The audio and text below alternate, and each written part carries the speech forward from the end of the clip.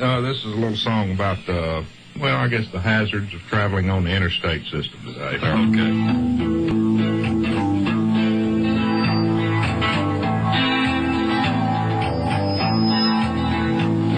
An old cowpoke went cruising on one warm and special day. And at the rest stop were some men he couldn't tell were gay. And all at once he thought he heard a redneck cattle call. Then two big sissies grabbed him up and nailed him to the wall.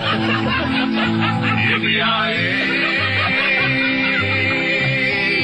yippee-yi-yo.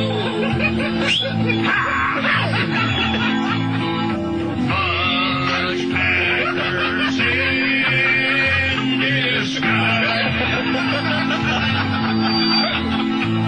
Their trucks were hauling Hershey bars, their boots had toes of steel.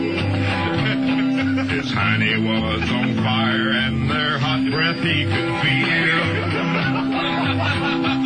It goes to show the cover of a book you cannot judge, 'cause who'd have thought these macho dudes were into packing fudge? Yippee-yi-yay, yippee-yi-yo.